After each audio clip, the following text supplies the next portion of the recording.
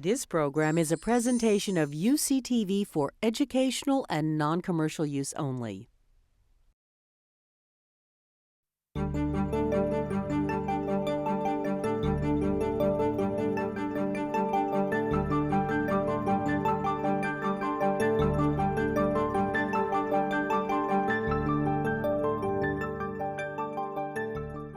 It was just a couple of years ago that we managed to lure one of the world's premier planetary scientists from the tropical climes of Hawaii to the pleasant but more complicated city of Los Angeles. David Jewitt, whose manifold accomplishments include the discovery of the first Kuiper-Belt object, is now a faculty member in the departments of Earth and Space Science and Physics and Astronomy, and he's also a member of the Institute for Geophysics and Planetary Physics. Furthermore, David is the leading figure in the New Phoenix Institute, a wide-ranging consortium of scientists here at UCLA and elsewhere in Southern California with interests in the structure and origin of planets. I know that you'll hear more about this impressive collection of researchers in the months and years to come. David performed his undergraduate studies at the University College in London. He earned his master's and PhD from the California Institute of Technology. Excuse me. I should remember this, but I always need my notes. I can tell you if you forget. Okay, yeah. David will correct me. Among the honors his work have earned are election to membership in the National Academy of Sciences, the American Academy of Arts and Scientists, and he's also a fellow in the American Association for the Advancement of Science. His research focuses on the exploration of the small bodies of the solar system used as clues to the origin and evolution of planets. Today, David will tell us about planets and exoplanets, and now I'd like you to join me in welcoming him.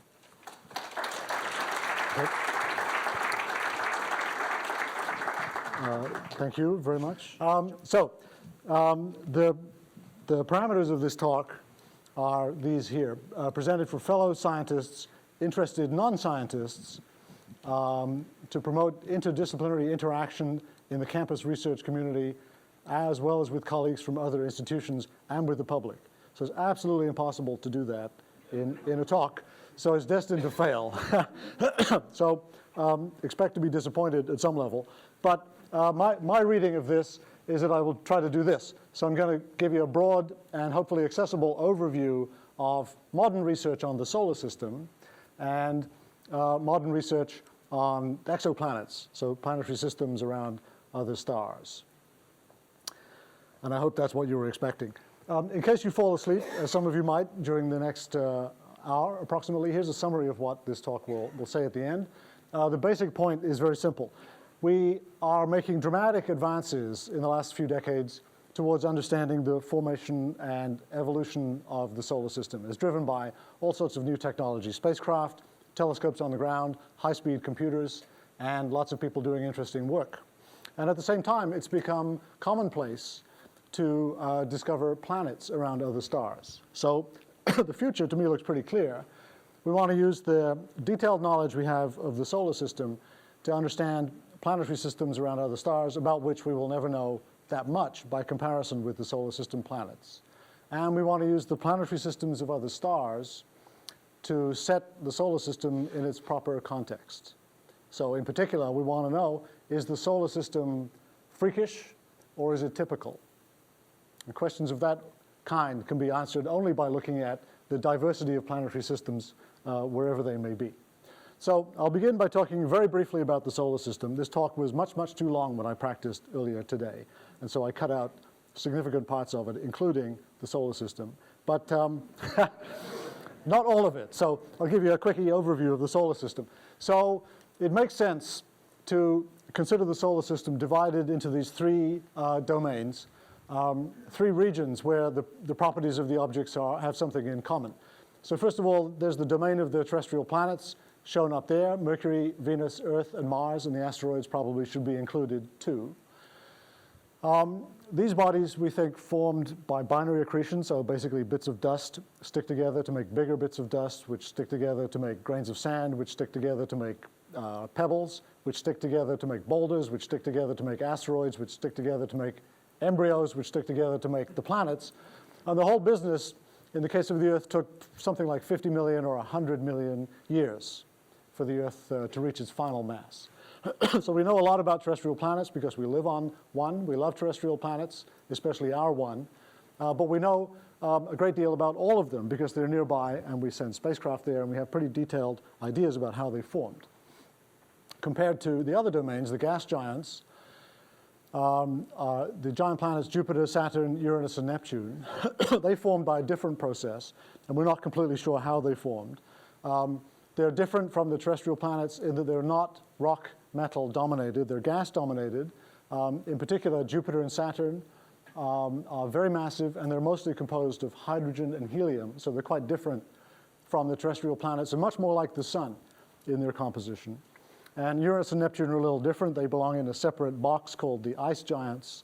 They're composed of, we think, molecules like water and methane and ammonia and so on, and rocks mixed in with much less hydrogen and helium than we see in the gas giant planets. And then the domain that's really opened up in the last few decades is the one at the bottom, the domain of the comets.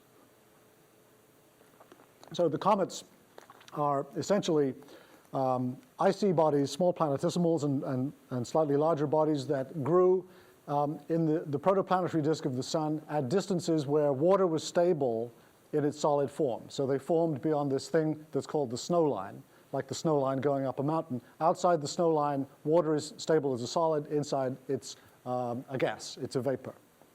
And the comets fit into these two broad reservoirs, the Oort cloud and the Kuiper belt. I'll say a little bit about those in just a moment.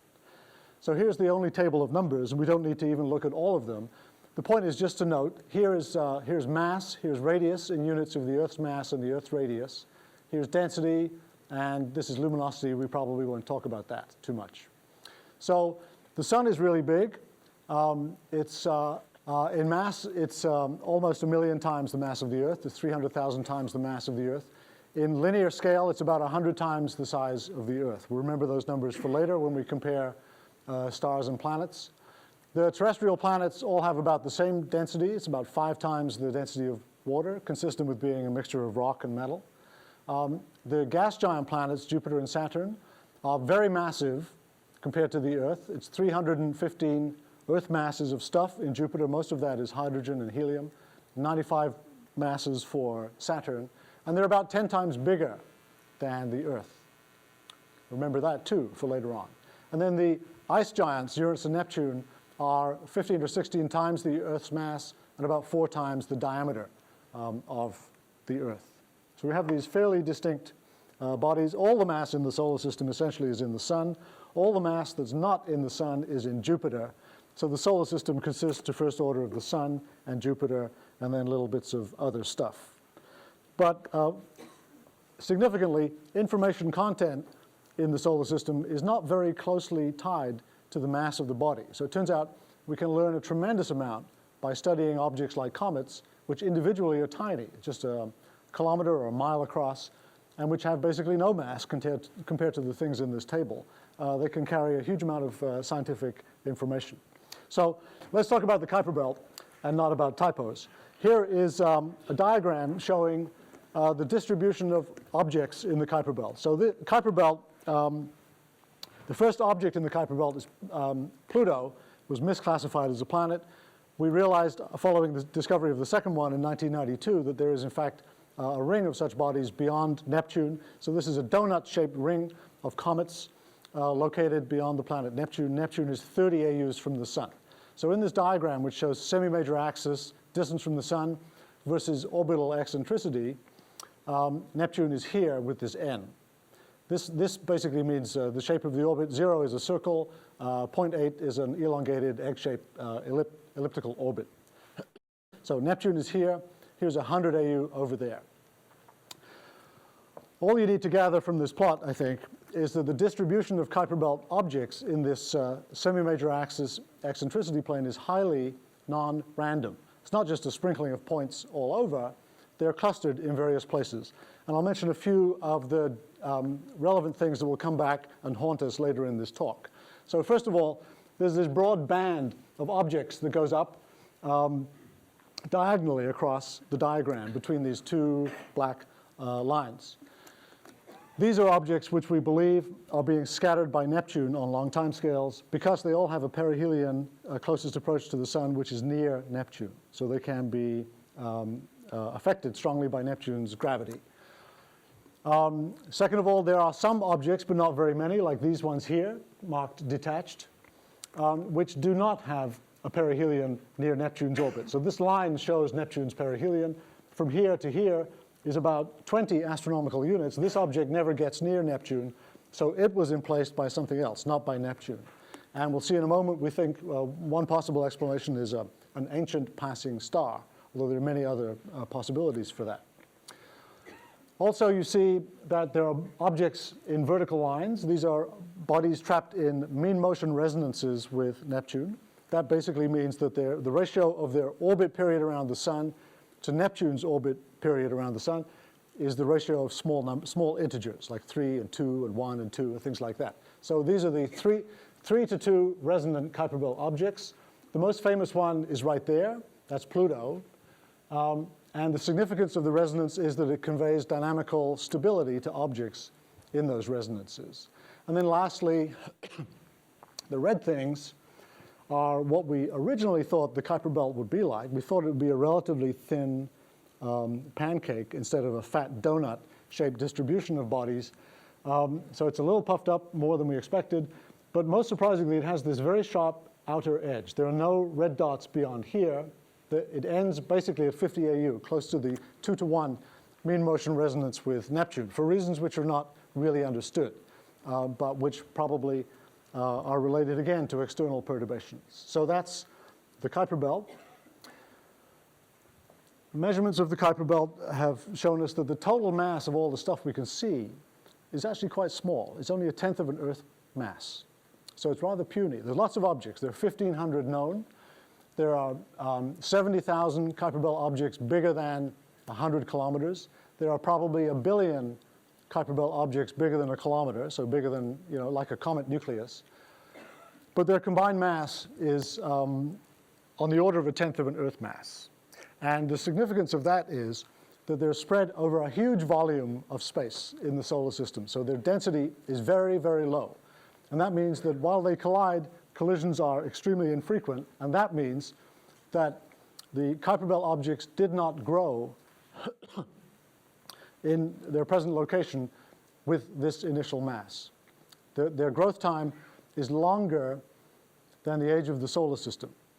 If you just assume that the Kuiper belt objects grow by collisions, by binary accretion, then the time scale for growth is bigger than the age of the Sun. It's bigger than 5 billion years.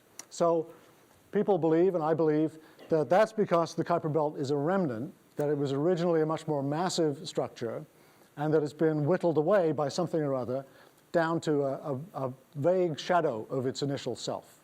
And the best estimates are that it had to be 100 or 1,000 times more massive in the beginning than it is now. So there were tens of Earth masses of stuff in the Kuiper belt in the beginning, we believe, in order for these bodies to grow on any reasonable timescale. That's one thing. I already mentioned the mean motion resonances. It's a big surprise. These were not expected. It's a big surprise that these are strongly populated, heavily populated regions in the Kuiper belt. And the only model for populating the resonances that's really been proposed and has survived is one in which Neptune migrates. The planet orbit expands with time, and the mean motion resonances of the planet are swept through the Kuiper belt and pick up objects as they go by. So the populated mean motion resonances provide evidence for past planetary migration in the solar system. And let's just think about that a little bit. If you had a planetary system with just the Sun and Neptune and one other body, one Kuiper belt object, Neptune is moving in a roughly circular path. Suppose Neptune scatters the Kuiper belt object and launches it off to the interstellar medium, just ejects it from the solar system. So the body carries away its own mass. It has some speed, so it carries away some energy, and it carries away some angular momentum. So where does it get that angular momentum? It gets it from Neptune's orbit. So in a one-planet system, Neptune's orbit would shrink as a result of ejecting bodies out to the interstellar medium. But we believe that the orbit of Neptune expanded. Why would that be? Most likely, it's because, as was pointed out by these people, very, very early on, these people were completely ignored, partly because they were just ahead of their time, partly because this guy was from South America and people figured, we don't care what he says. But they were right. It's a multi-planet system. And so Neptune can scatter Kuiper Belt objects in and out, but it can send some to Uranus. Uranus can scatter them in and out, but it can send some to Saturn. Saturn can do the same, and it will send some to Jupiter. And Jupiter is the big guy in the solar system. And Jupiter is responsible for launching the bodies out to the interstellar medium. So the ultimate source of energy and angular momentum in the solar system is Jupiter's orbit. And the belief is that Jupiter's orbit shrank, but not by much, because Jupiter is so massive. And the orbits of Saturn and Uranus and Neptune expanded. And this all happened in the early phases when the solar system was still full of primitive objects, when the planets were still not at quite their final masses, were still building up. So in the first few million, maybe 10 million years of the solar system, in the standard view. Okay, so people have looked at this in some detail and taken the evidence for migration that comes from the Kuiper Belt with the importance of resonances and asked the question, what would happen to the solar system if planet migration caused planets to get into mean motion resonances? So what happens if, for example, Jupiter gets into a mean motion resonance with Saturn? Well, they're not in mean motion resonance now. So the orbit period of Saturn is 29 years. The orbit period of Jupiter is 12. 29 divided by 12 is not quite 2.5, but it's near there. So what if it was exactly 2.5? So that's explored in a model called the Nice model from people in France. And I'll just show one of the simulations from their model that represents really the state-of-the-art thinking for the solar system. So here are the planets. Here's their initial model. So they start with the planets here, here, here, and here. Outside the planets, they put a Kuiper Belt, and this line of bodies represents a whole bunch of dots. The Kuiper Belt is assumed to be 30 Earth masses of stuff. Why 30 Earth masses? Well, because that's what they need to make this work well. And we're going to watch this thing evolve. This, again, is eccentricity. This is distance from the sun, until Jupiter and Saturn enter mean motion resonance. And then it'll be fairly clear what happens then. So first of all, the outermost planet immediately launches this arc, which looks very much like the arc of scattered Kuiper Belt objects that we saw in the actual distribution. We also see this region here, which looks a bit like the classical Kuiper Belt. And we see vertical structures that become more or less strong with time that resemble the resonance structures that we see in the real distribution of Kuiper Belt objects. So far, everything looks good. These flashing objects are Kuiper Belt objects that have been pushed into a place where they can cross the orbits of planets, and they're being lost immediately. They flash because they just disappear from the system. The planets are jumping because every time they eject a Kuiper Belt object, they recoil in the opposite direction. So that's the jumpy motion of the planets. And all the time, these bodies are radially moving slowly towards this line when Saturn goes into a mean motion resonance. When that happens, the system changes in a dramatic way, like that. And the reason is hard to see on a first look, and I don't have time to play this many times. But the basic reason is that this planet, which we would call Neptune, originally was over here in their model and was thrown out by interactions with the other planets into the Kuiper Belt. And it's like throwing a brick into a hornet's nest. The hornets don't like that. They fly out of the nest, they buzz around, and off they go. So these objects are launched into eccentric orbits, which are planet crossing, and then the planet crossing bodies are ejected from the system or thrown into the sun, or maybe they hit a planet. So this is a big deal in the solar system, because before this, models of the solar system were, the polite word would be sedate. So the planets moved in circles around the sun. They have little gravitational pulls on each other, but nothing much happens. So this is a big change. This is a chaotic, it's the reintroduction of chaotic motion into the solar system due to a resonance between the two most massive things in the solar system, which are not the sun, so Jupiter and Saturn. And they set up this vibration that shakes everything loose from the Kuiper belt. So that, we think, is one way to lose 99% or 99% of the mass from the Kuiper belt. We just shake the hell out of it, and off it goes into the interstellar medium. We have other evidence from the solar system that suggests that the sun didn't form alone. So we observe people who study meteorites, of whom there are many, many world experts at UCLA, have noticed that there are the decay products from very short-lived radioactive elements, notably aluminum-26, but iron-60 is even more important in some ways because it has to be produced a very short time before incorporation in the meteorites by the explosion of a supernova. So these very short-lived radioactive elements were created by a star that was quite massive, which exploded near the sun about the time when the planets were forming. Now, if we look around the solar system now, we don't find any massive stars about to go supernova, which is a good thing. And so this suggests that the environment for the formation of the planetary system was different from what we experience now, and suggests, in fact, that the sun formed in a cluster of stars, which is not that surprising because if you look in the background, that's the Pleiades. I mean, you look in the sky, and you see star clusters, and you see young stars in clusters. But here's evidence that the solar system really formed in this way.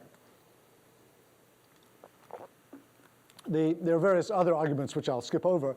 The edge in the Kuiper belt at 50 AU can be interpreted as a tidal truncation by a star of solar mass passing about 200, 250 AUs from the sun. Again, that won't happen in the modern universe, the modern solar system, but it might have happened when the sun was a member of a dense cluster.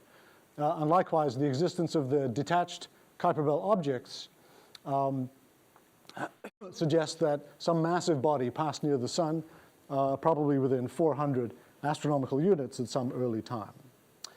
So, from these kinds of observations, there's a very nice recent review paper by Fred Adams in which these things are all combined to estimate that the sun formed in a cluster containing about 4,000 stars. And the thing that's controlled by the dynamical parameters, the erosion of the Kuiper belt and so on, is really the product of the number density with the amount of time that the cluster held together. So that product is 80,000 in these horrible units, stars per cubic parsec times millions of years. So you can pick any combination you like. 4,000 stars in 1 cubic parsec for 20 million years gives you 80,000. Or 4,000 stars in 10 cubic parsecs for 200 million years gives you 80,000, and so on.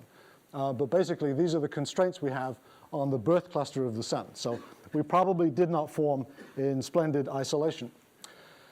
Now, astronomers are very interested in star formation. They've been studying this since, forever. And the basic idea was actually explained by this old English gentleman, James Jeans, about 100 years ago, slightly more than 100 years ago. And he gave a thought experiment like this. If you take a balloon and squeeze the balloon, what you do is you decrease the volume of the balloon, so you increase the internal pressure of the balloon. When you let go, the balloon will bounce back to its initial size. If you take a much bigger balloon and squeeze it, it'll get smaller, the pressure inside will go up. When you let go, it'll bounce back to its initial size. If you keep doing that for larger and larger balloons, you reach a critical size above which the balloon never springs back. And that's because if you go big enough, the mass of the material in the balloon has enough gravity to take control. So you squeeze it a little bit, you densify it a little bit, the gravity becomes strong enough to continue the collapse, even against the opposing influence of the internal gas pressure. So that's called Jeans mass. Depends on the temperature and the density. And it's the basis for the instability of the interstellar medium. So we think the gas between the stars can attain this Jeans mass and collapse on itself under its own gravity. And people with computers have simulated this in many, many spectacular ways. So I just found one nice model I would like to show you. This is a 500 solar mass blob of gas with an impressed velocity field from supersonic turbulence that's collapsing under its own gravity. So regions that are initially a little bit dense become denser because of gravity. This thing divides up into filaments and blobs. We zoom in to look at those. in more detail. So here's a little center of star formation activity. We begin to see stars forming. They're being ejected because they swing past each other and they slingshot accelerate each other out. So here's a center of star formation that's ejecting stars. Many of these will leave the system and go off and become free-floating stars in the plane of the galaxy. Here's another center of star formation that's taken over. And so what's developing is one of the star clusters, probably like the one in which our sun formed. So this just gives you some perspective on the origin of the sun and the place in which the planets formed, around one of these stars in a cluster like this. So this is a numerical modeling person, Matthew Bate.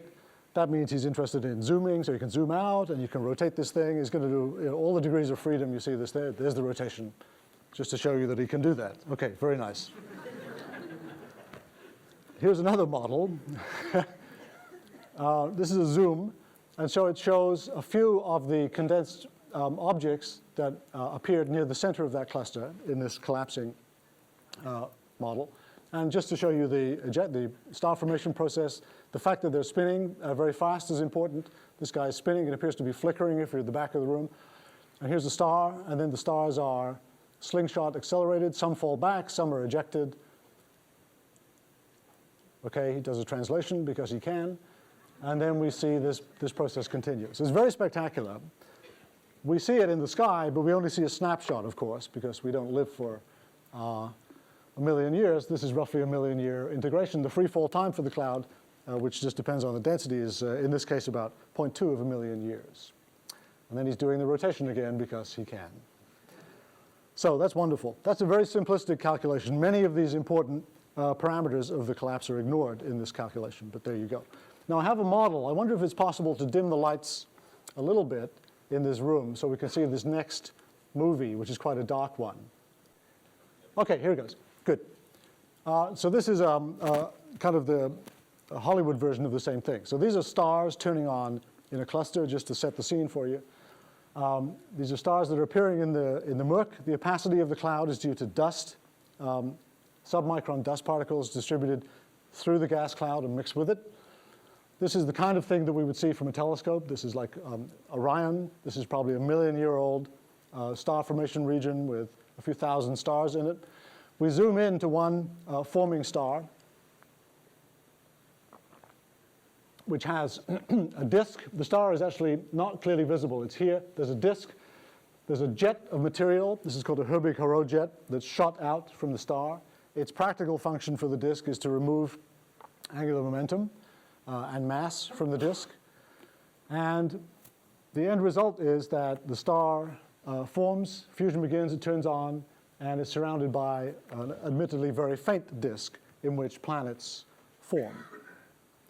So that's kind of the perspective. We have interesting angles, interesting views on this process from the solar system that seem to be fitting in pretty well with what we see just through astronomical observations of other stars. Let me go through, and thanks for turning the lights down. If you want to turn them up, it's a good time to do that now. The planet detection methods are probably worth a mention, since they really determine what we can see. Basically, there are several. I'll talk mostly about Doppler, transit, and direct. There's another one that may be very important in the future called microlensing. So qualitatively, you understand this, I think. The planet pulls on the star, so they orbit around the center of mass. In the case of the Jupiter-Sun system, the center of mass is actually about on the surface of the sun. It's roughly on the photosphere.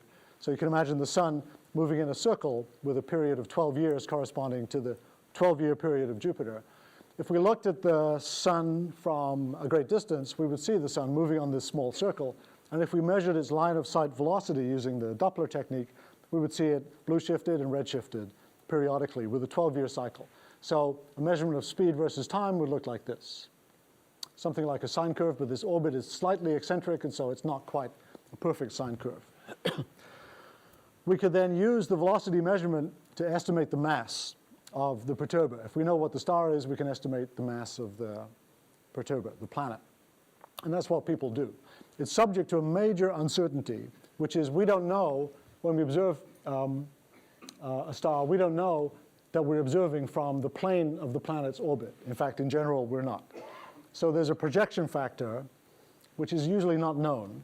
And the net result is that masses derived from Doppler measurements are limits to the mass.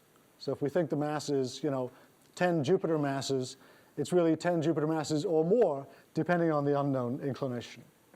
So this method, Doppler method, basically works best for stars which are small. Low-mass stars can be pulled around more easily than high-mass stars.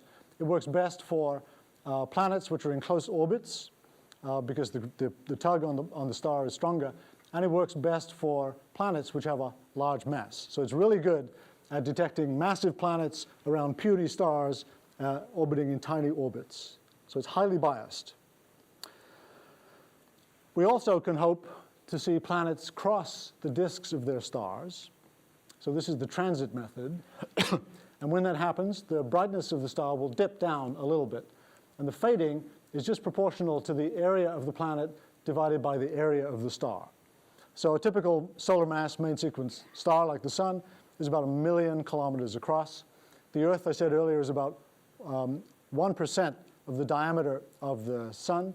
That means that the Earth crossing in front of the Sun would cause the Sun to get fainter by about 1 part in 10,000. So this measurement is too hard to do for Earth-sized planets from the surface of the Earth because of twinkling of starlight. But it can be done from space, and there's a spacecraft called Kepler that's up there now doing exactly this measurement. It's easy to find Jupiters this way because a Jupiter is about as big as I've drawn it. A Jupiter is 1/10 the size of the star. It will cause the light from the star to drop by a factor of, by about 10%. 1%. And that's what we see. So here's real data. This is for a Saturn-sized planet dimming the light from its star. And we have many of those. And then the most obvious one is direct imaging.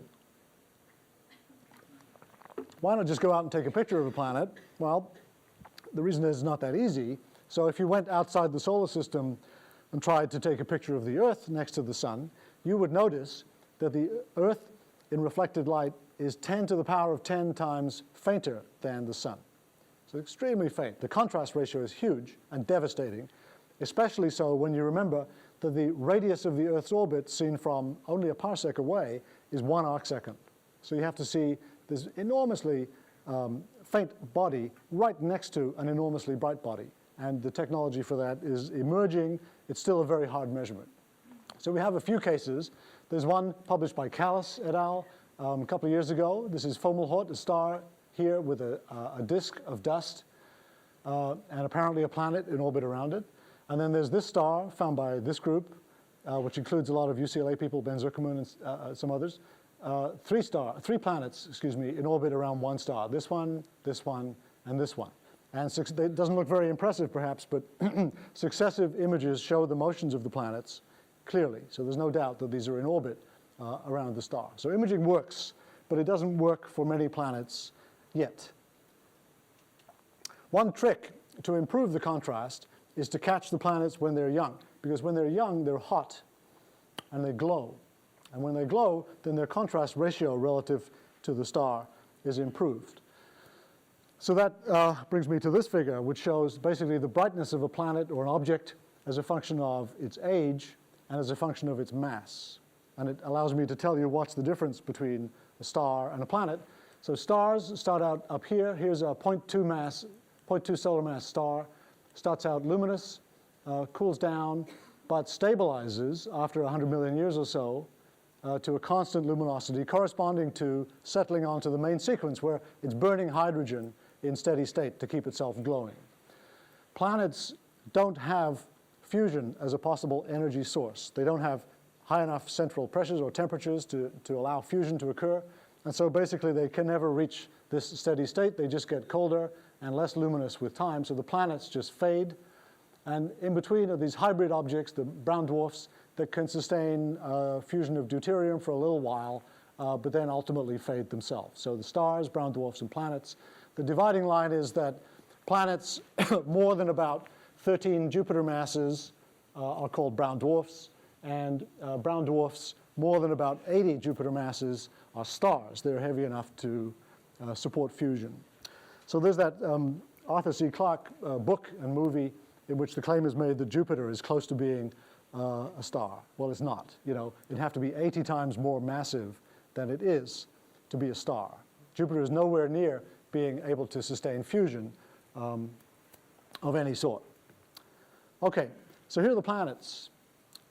These are the planets as of the early part of this year, shown as a function of distance from the star, and here's the mass of the planet. And again, the main thing you should notice from this plot is that the planets are not randomly distributed all over the place. They're quite clustered. That's one thing. The second thing is that the planets of the solar system, so Mercury, Venus, Earth, Mars, Jupiter, Saturn, Uranus, and Neptune, shown with red letters, occupy a different piece of real estate on this plot from the other planets. And so your first conclusion might be, well, that means the solar system is a freak. It's totally different from the other systems in terms of this distance mass plot. But of course, the effects of observational selection are strong. So this cluster of bodies up here is determined by the radial velocity technique. Distance from the star is about 1 AU, corresponding to orbit periods of a year or so. That's what you can measure if you've been doing velocity measurements for a few years. You need to see the speed go up and down and up and down for a few orbits before you're sure you have a planet. So by definition, these planets are preferred products of the Doppler planet finding method. Down here, we don't have any extrasolar planets. The reason is they're too small. We're not sensitive to low mass planets. So we're basically not good at detecting long period planets out here or low mass planets. And that's responsible for most of the clustering on this diagram. These objects, which are Jupiter mass planets at tiny distances from their stars, were some of the first planets found in a big way in recent times. And this all happened in the last 15 years. They're called hot Jupiters. And a lot of work has been done on hot Jupiters. People are wondering, how could they exist? Why are they there? Why are these hot Jupiters, whereas our Jupiter at 5 AU is a cold Jupiter? What's the difference between those? And so there are various models and suggestions for the origin of hot Jupiters, and I thought I'd just touch on one or two. So the idea is that the planets formed in this disk. In the beginning, before the gas had been lost from the disk, something that happened in the first few million, maybe 10 million years, the disk is very massive. And interactions between the planet and the disk, gravitational interactions, set up waves. And the waves can be very important for the dynamics of the planet and for the formation of the planet. So here's a model of a disk. Star is in the middle. The disk is rotating like that. Here's a planet that's forming. And these are ribbons of material streaming into the planet under gravity, but distorted by the rotation of the planet around the star. So think of a boat going across a lake. If the boat is very small and very slow, it doesn't make a big wave on the surface. But if the boat is large and fast, it makes a wave on the surface. Same thing with the planet cruising through this disk. Let me just try that one more time.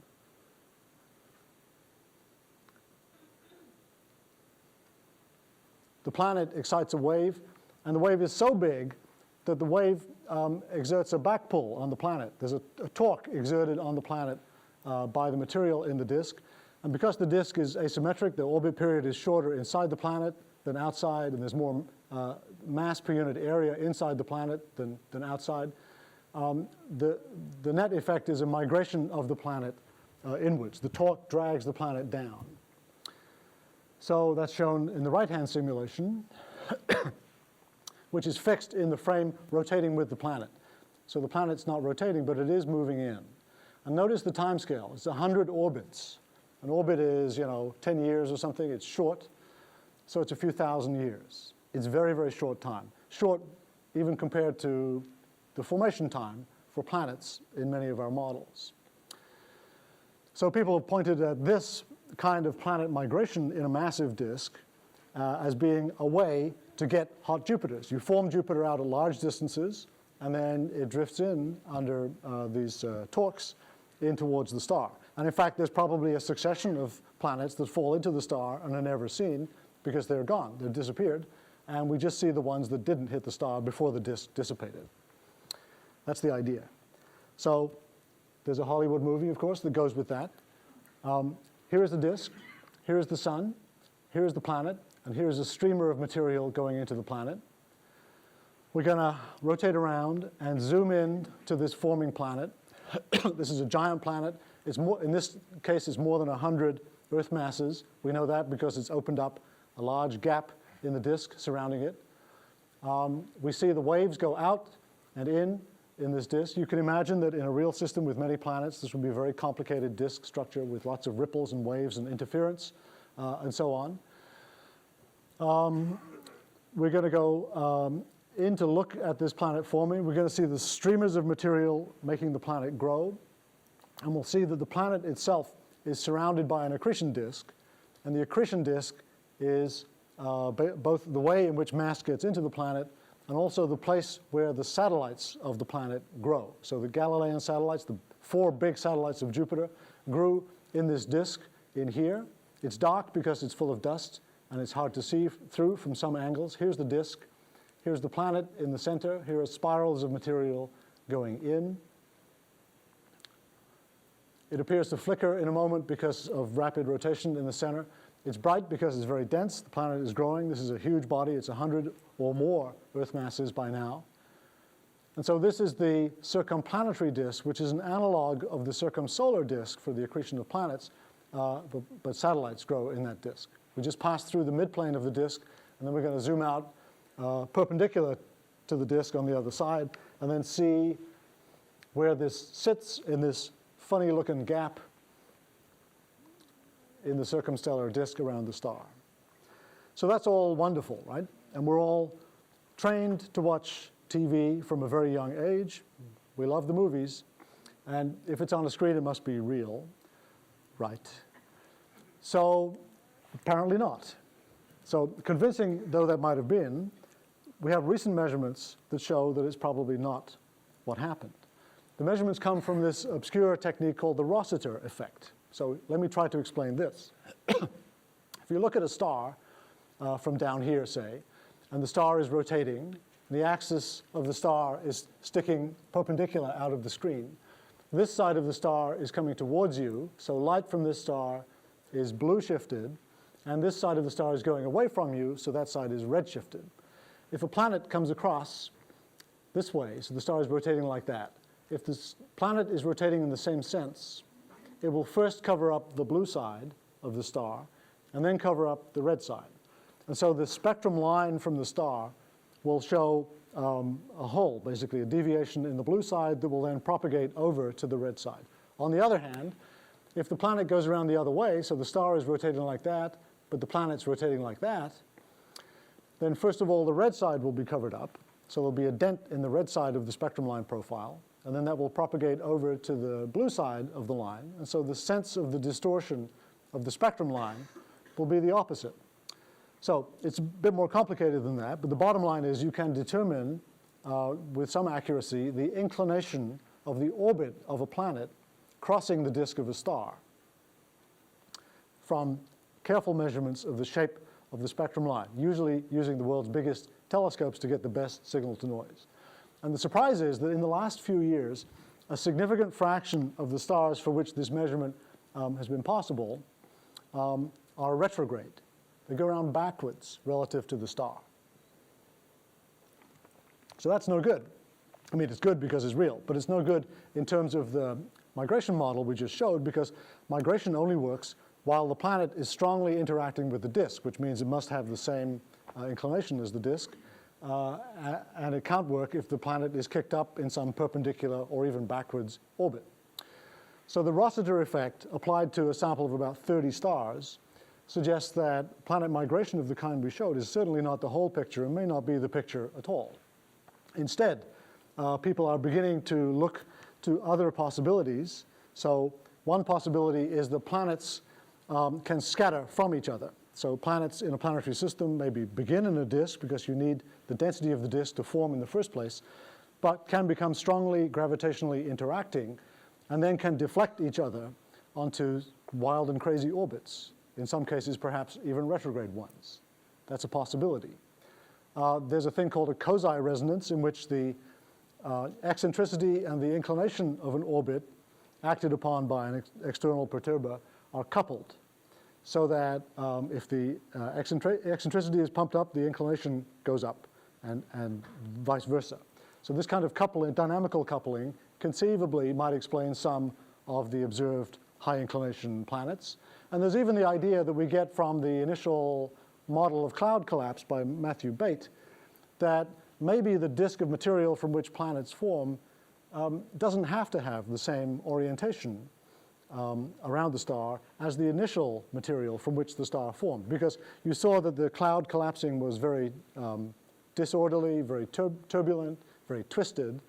Maybe the last bits of mass that come in to make the disk around the star just have a different sense of spin compared to the average sense of spin of the star. So that's being looked at too.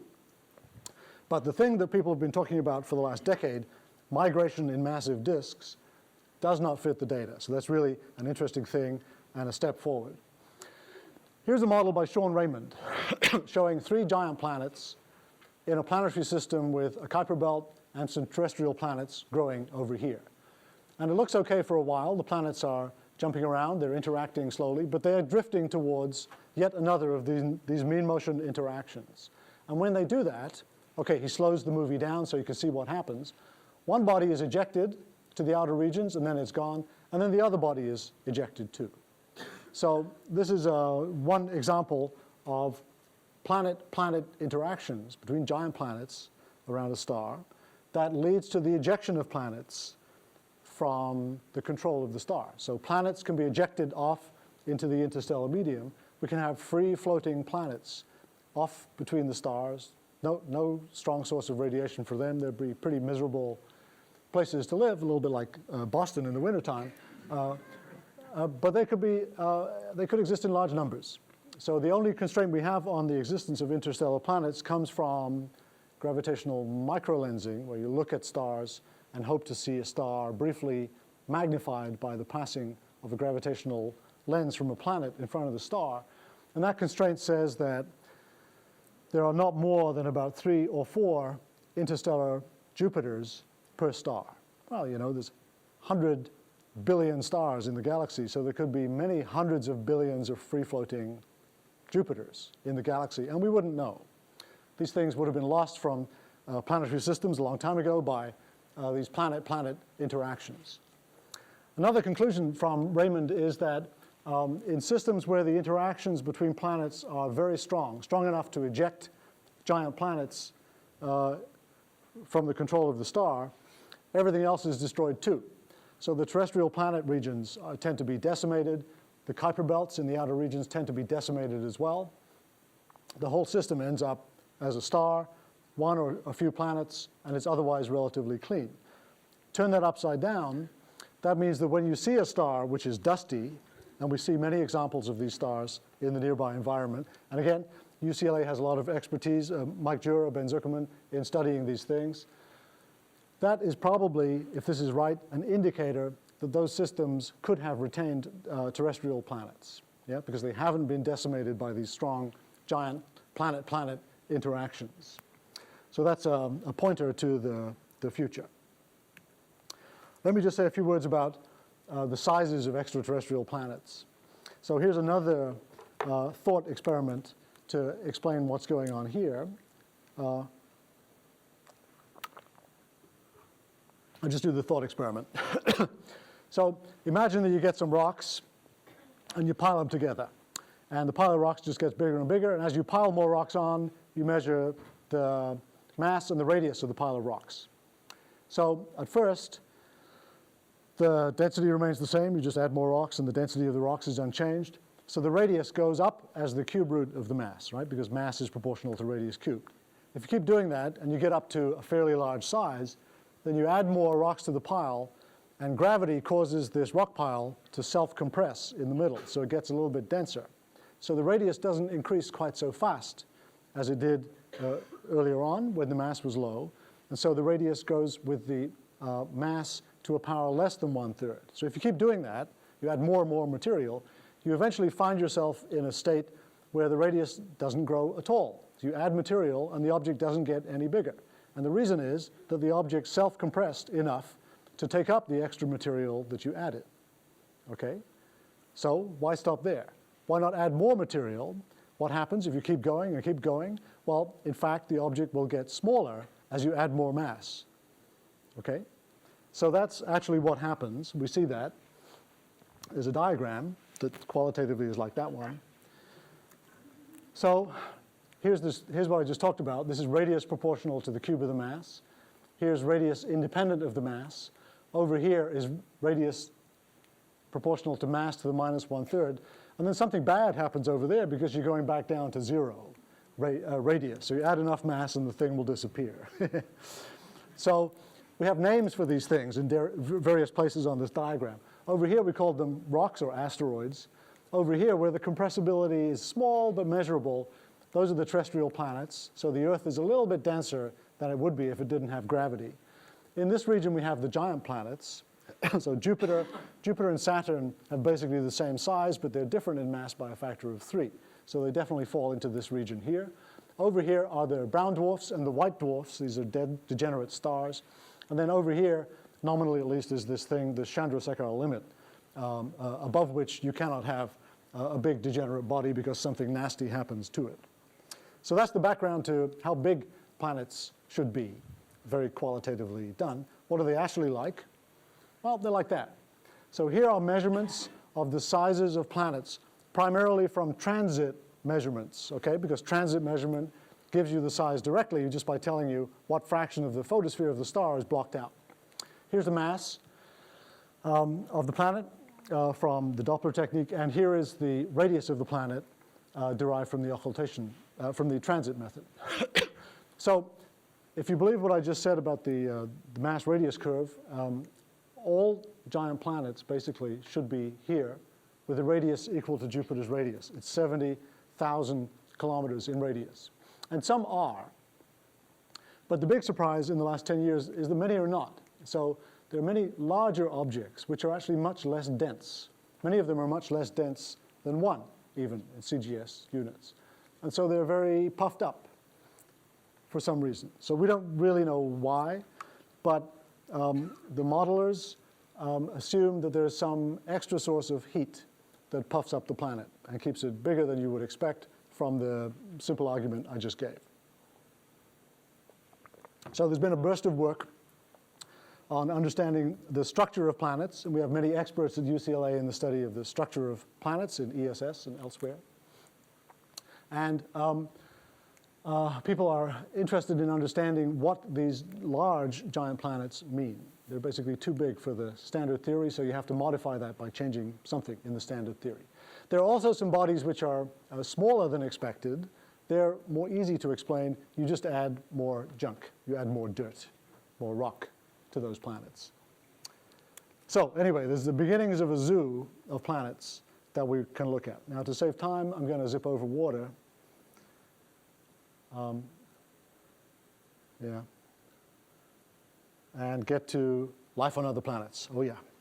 So planets are interesting, not least because we live on one, right? So in the back of our minds, we all have this idea that, well, planets must be really important because we're on one. And I tend to agree with that. So underlying this fascination with planets that many people have is the notion that, well, planets are the abode of life. And so when we're looking for planets, we're really studying possible places where life can exist. And that's true. And so we're interested to know where is life in the solar system other than the Earth, and where is life in the universe. And there's several problems. The biggest one is what I call the ant problem. And the ant problem looks like that. The ant problem is that this ant, which was induced to carry in its mandibles a microchip, has no idea that it's carrying the advanced product of a high technology civilization, co-living with it on a planet hurtling around the sun at 30 kilometers per second.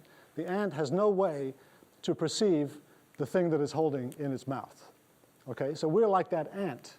We cannot perceive things very far from our everyday experience. That means that when we talk about the search for life in the universe, we really talk about only the search for life which is like the life we already know about on the Earth. So we're just basically not set up to perceive things very, very different. That's the function of science in a way, is to try as much as possible to expand our perception so we can see these things which are really all around us all the time. So when people talk about the search for life, they really mean the search for things like us, or things like ants or bugs, things that we understand. And even worse than that, in astronomy, it's taken to an even simpler level. Since life as we know it depends on water, the search really boils down to a search for habitable environments, places where water can exist in the liquid form, because we think that liquid water is the solvent for all sorts of chemical reactions that are needed by living systems, as it is for the ones we know about. So that's our very narrow definition of life elsewhere. It's probably much more broad than that, but we can't handle that at the present time. So we already have some evidence that I'll just mention to you, and then I'll finish this talk. We know, for example, that Jupiter has a satellite called Europa, whose surface, although it looks kind of brown here, is actually very clean ice. It's water ice, not much dirt mixed in. And measurements of the magnetic field of Jupiter sweeping past this satellite from an orbiting spacecraft done by, again, by UCLA groups, Margie Kivelson and a bunch of other people, some in this room, showed that the distortion of Jupiter's magnetic field caused by the satellite is consistent with a conducting layer in this satellite. And the most plausible explanation of the conducting layer is that it's salty water somewhere beneath the surface. Now, the geology of this object kind of supports that. So these plates look amazingly like high-altitude pictures of ice rafts floating in some northern sea. So the ice sheet is broken by motion in the ocean or wind stress or something, and then the pieces translate with respect to each other and rotate with respect to each other. That's basically what we see on Europa. We don't see impact craters. This is not an ancient surface that's been hit for a long time. It's a fresh surface that's been recently overturned. And so Europa is one place where we might expect to find life. We can't see it on the surface, but we might see it if we could dig down. And so here's an artist's extravaganza. Here's ice in this crust. It's probably a few kilometers thick or thicker. And the artist, because this is what you can do if you're an artist, is put in a plant, a creeping animal, and some jellyfish-like things floating around in the ocean. Now, it seems ridiculous, but actually, maybe that stuff is there. So people are interested in ways to find out. Maybe we'll find that in our lifetimes. Even more strange, there's this satellite of Saturn called Enceladus. Europa was a biggie. Europa is 3,000 kilometers across, bigger than the moon. The Earth is 12,000 kilometers across. Enceladus is only 500, so it's a tiny body. And by all accounts, it should be a tiny, frozen, boring body, basically a punching bag for every passing projectile, should be plastered with craters. But it doesn't have any craters. Again, the surface is fresh. It's new. And even more strange, at certain places on the surface, we see excess heat coming out from the interior, and we see even material being launched from Enceladus off into circum-Saturn space. And the composition has been measured by the Cassini spacecraft. It's mostly water. It's 92% water. It's 4 or 5% nitrogen. It's 1% or 2% of CO2. And then there's methane and ethane and acetylene and various hydrocarbons coming out of this thing. And ammonia has been detected or reported as well. So these are goodies, right? These are the kinds of things that you want to see if you want to begin organic chemistry. And again, people are very jumpy and very excited. Maybe this is a place in the solar system, not that far away, where life might thrive, but not in a place where we can easily see it. It's protected from the harsh surface environment, which is basically a vacuum. The surface temperature of this thing is 80 Kelvin or 90 Kelvin or something, whereas the hot stuff below is closer to 200 Kelvin. Because we have in our possession pieces of the moon and pieces of Mars that were blasted out by impact, traveled across the space between Mars and the Earth, came through the atmosphere and landed on the surface. And it turns out that, here's one, we even have pieces of the moon and Mars on the UCLA campus in the ESS building. Amazing. A fantastic number of fragments of Mars have been ejected. So the estimate is 10 to the 10 blocks of Martian crust bigger than a meter have been ejected in the age of the solar system, of which about 5% hit the Earth within a few million years. So that's 500 million meter-sized blocks of Mars coming into the Earth. Pretty amazing. The moon is an even better source, but we don't think the moon is particularly good for life. So then the question is, given that there's this flux of interplanetary boulders passing between the planets, and maybe more than one planet has life on it, what are the chances of survival? So there are three things to think about. First of all, launch is going to be nasty. It's launched by impact. So hypervelocity impact into the surface blasts out rocks. You might imagine the rocks would be heated to high temperature, but measurements of the SNCC meteorites from Mars, for instance, show that's not the case. They're not even shocked. And even when rocks pass through the atmosphere of the Earth, we know the heating is confined to a very thin surface skin because the heating time is just measured in seconds. So the heat can't diffuse in very far. It's just millimeters. So heat effects are probably not important except on the surface of one of these interplanetary boulders. You might wonder about acceleration. You know, is the shock that you feel from being ejected from a planet significant? It's a few thousand or a few tens of thousands of times the Earth's gravity.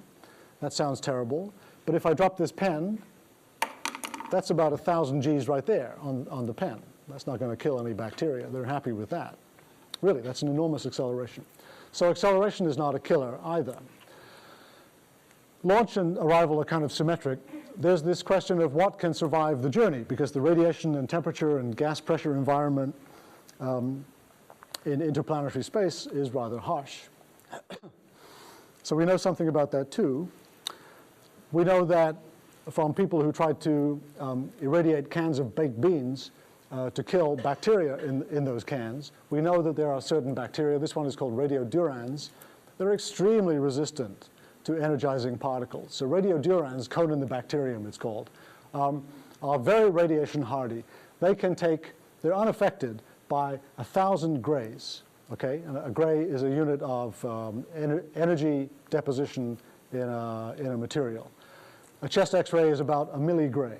So these guys can take 1,000,000 chest X-rays, and they don't even blink. And 1,000,000 chest X-rays corresponds to something like 100,000 years drifting around the sun between Mars and Jupiter. And if you buried radiodurans in a rock, a meter in radius, it could survive for 100 times longer or 1,000 times longer, because the rock acts as a shield from the ionizing particles from the cosmic rays and the solar wind and so on.